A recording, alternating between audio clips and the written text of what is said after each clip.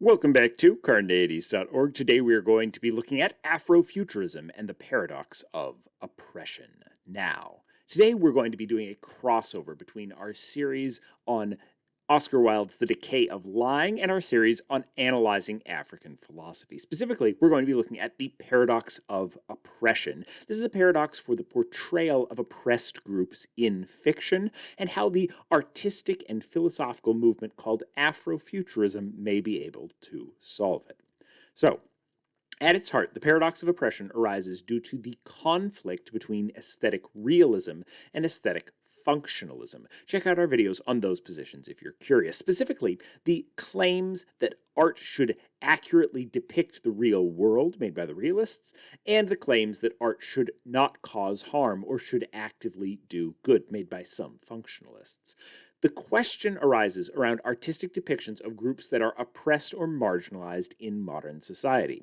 Although Afrofuturism is particular to the African experience, the paradox as a whole can apply to someone that is out of power in a situation due to their race, their religion, their caste, their class, or any other identifying feature.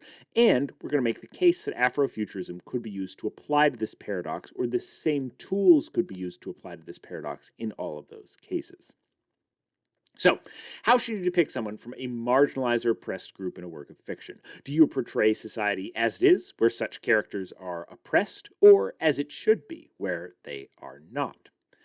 You could choose to, when you're creating a work of fiction, create something that's realistic. Show that people that are in that particular group are actually oppressed in society, and use the story to highlight that oppression and how they struggle to overcome it. Or you could portray it neutrally. You could focus on other aspects of those individuals' lives other than their identity as someone who is oppressed. You could show them in roles of power that might not be realistic but are aspirational in a society that has some amount of discrimination. However, there's challenges to either horn of this dilemma. If you portray people that are actively oppressed in society as being oppressed, this can lead to people from that group only being featured in stories that focus on that oppression, which limits the stories we tell about them and gives audience members of those identities and similar identities the perception that all they can be is oppressed. The only thing they can identify with or aspire to be is someone that is overcoming oppression, not someone that is doing the many other things in their life or the many other components of their identity that may have nothing to do with that oppression. On the other hand, if you portray them neutrally, this can lead to the belief that oppression has been dealt with and no longer exists. It can give rise to a desire on the part of those in power to claw back provisions for equity if they perceive that the group is no longer being oppressed, not because that oppression has been reduced in reality, but rather because media has shown us that that oppression has been reduced. The stories we tell, the movies we make, has shown us that oppression has been reduced or completely eliminated, and so the belief can emerge that those accommodations, those provisions for equity or equality are no longer needed. Either way, the community being oppressed may be further harmed by a work, either by reinforcing the belief that oppressed is all they can be, or by overstating the progress that has been made in society, leading those in power to believe equality has been achieved when it has not. Now, stated succinctly, the paradox of oppression, then, is a challenge for how oppressed groups should be portrayed in art. They can either be portrayed as oppressed or not. If they're portrayed as oppressed, this can lead to harm as it prevents people from that group from seeing themselves as anything other than being oppressed. But if they're portrayed as not being oppressed, then it can also lead to harm as audiences in power may come to believe that that group is no longer oppressed, or even believe that those in power are being oppressed if there is an overrepresentation of an oppressed group in art, leading to harm through those in power rescinding measures that protect groups that are out of power. The realist horn of this dilemma has a range of challenges, largely that it can reinforce existing stereotypes and narratives of oppression. As an example of this, I'll borrow an updated statistic from Ramatuli Bob. Of the 9 black women that have won Academy Awards for Best Supporting Actress, 2 were playing maids, 1 was playing a slave, and 1 was playing an abusive mother. 8 of the 9 movies focus primarily on themes of discrimination and oppression. While some argue for the importance of telling these stories, others question whether only casting and celebrating black people who are reenacting oppression reinforces stereotypes, entrenches discrimination as commonplace, and shows black children that the only positions they can aspire to are those that continue that oppression, or the only roles that they can have are those where they are continuing to be oppressed. This pushes against the aesthetic functionalist notion that art should do good.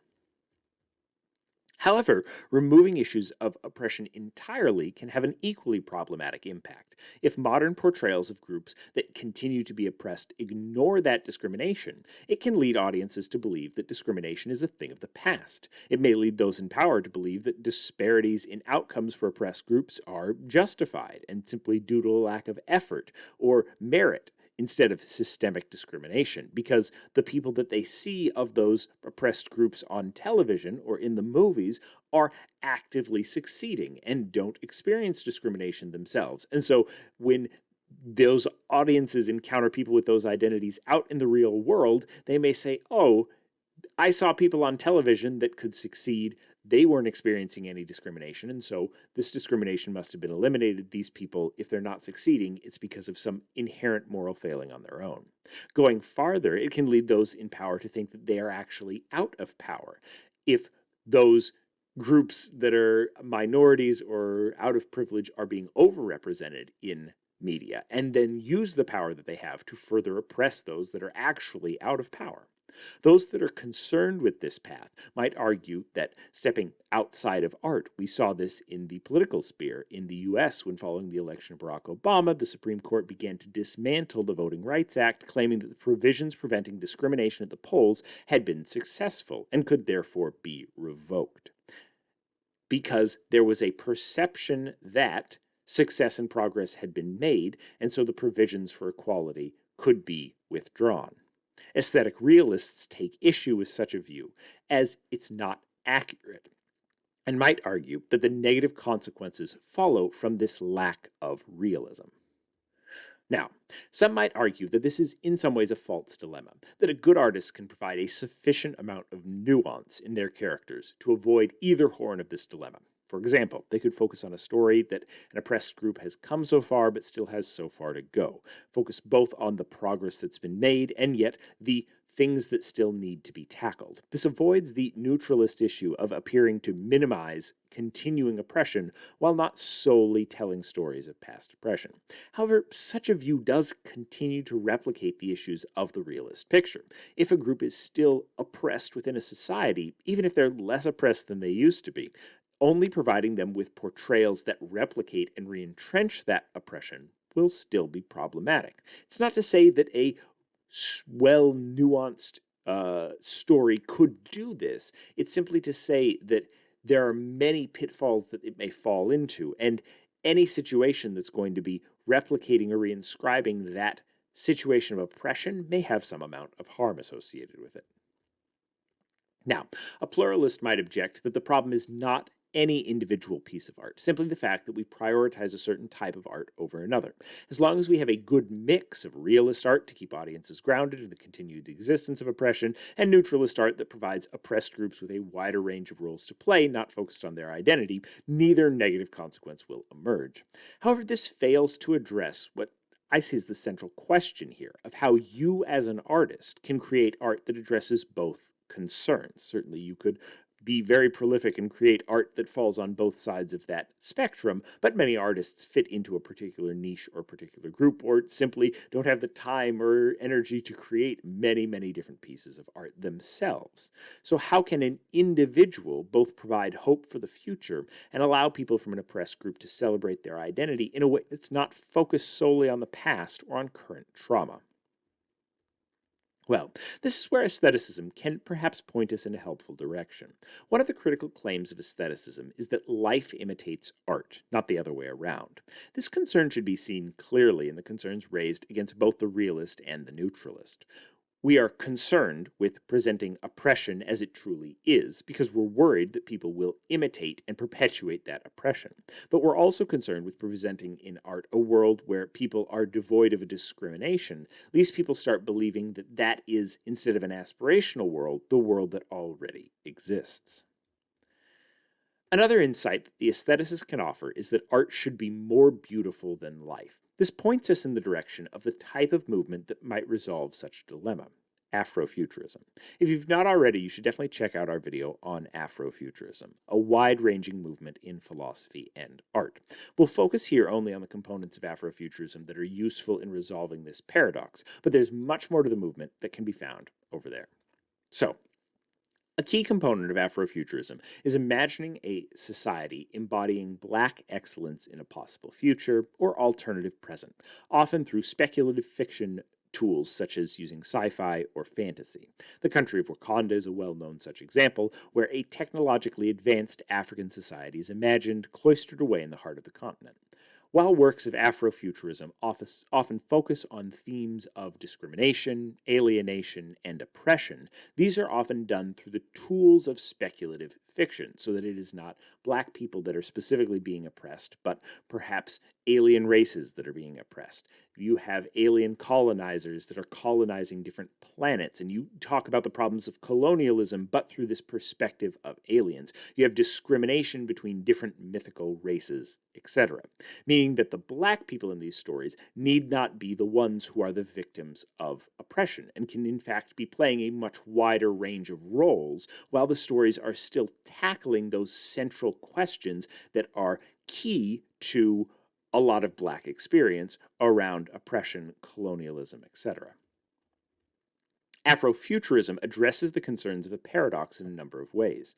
First, because it focuses on a fictional world, or imagined or hoped for future. Instead of the present, it does not give the impression that equality has already been achieved. And so it doesn't run into that problem of portraying the world such that it is colorblind, such that things have already worked out, that we've already solved all the problems. And yet, it allows for people from oppressed groups to hold a wide range of roles, and yet for the story to not necessarily be about their identity. Since in a fantasy world or a distant future, discrimination may not exist, or the discrimination may exist, but it might be between different species instead of between different races, allowing for discussion of these issues without requiring groups out of power to only play the roles of the oppressed.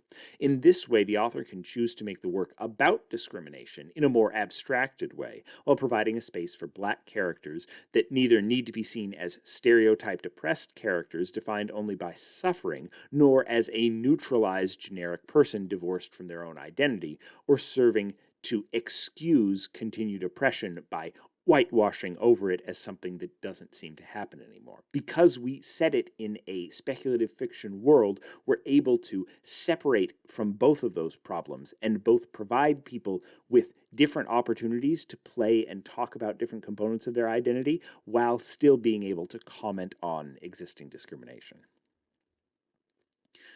One could imagine a similar model of futurism working for other oppressed groups, and many works of speculative fiction that touch on Afrofuturism support similar narratives for other groups that have been or are currently marginalized. By imagining fully new worlds, we can provide a wider range of stories to tell about oppressed groups that are not solely about their oppression, without dismissing it as a thing of the past. Speculative fiction is in many ways uniquely equipped to address these issues.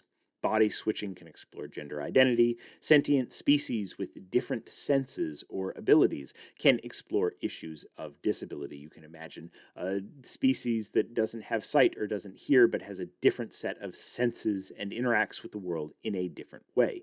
Could be an imaginative way to explore issues of disability. For example, speculative fiction has the tools to bring to bear on these kinds of questions while addressing both horns of this dilemma.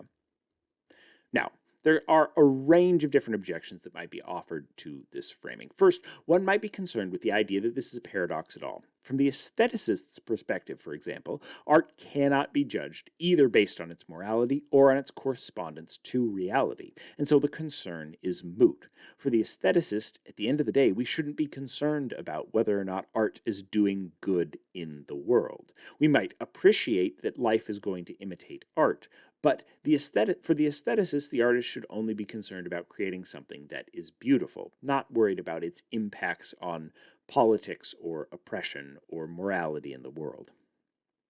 Second, as noted in the video on evil races in fantasy, check that out if you're curious, there can be issues that arise with using the races of speculative fiction or different species as analogies for real life races. Though this is quite a complicated topic, so check out that video for a little bit of discussion on the benefits and detractions from making those choices within fantasy.